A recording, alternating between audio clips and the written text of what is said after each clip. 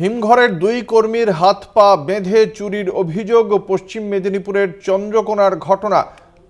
কথা বলবো, আমাদের সঙ্গে রয়েছেন আমাদের প্রতিনিধি মধুসূদন ভট্টাচার্য। ঠিক কি ঘটেছিল ঘটনাটা? একদমই। দেখো অঙ্কুরদা, শুক্রবার রাতে কোল্ড স্টোরেজ মেশিন ঘরে যখন ঘুমিয়েছিলেন কর্মরত দুই কর্মী, একেবারে সেখানেই কিন্তু তালা বন্ধ অবস্থায় তাদেরকে তালা ভেঙে সেই যেই দুই কর্মী ঘুমিয়েছিলেন তাদের হাত পা বেঁধে তাদেরকে প্রাণনাশের হুমকি দেওয়া হয়।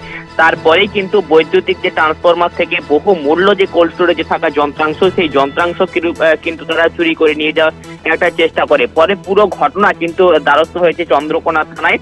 আপাততভাবে ঘটনা তদন্ত শুরু করেছে চন্দ্রকোনা থানার পুলিশ। তবে ওই দুই কর্মী তারা মনে করছেন যে যে সমস্ত কর্মীরা তালা ভেঙে তাদেরকে হাত পা বেঁধে রেখেছিল, তাদের হাতে বেশ কিছু অস্ত্রও থাকতে পারে বলে তারা একটা প্রাথমিক অনুমান করছেন। অঙ্কুরদা, ধন্যবাদ। আমাদের সঙ্গে ছিলেন আমাদের প্রতিনিধি মধুসূদন ভট্টাচার্য।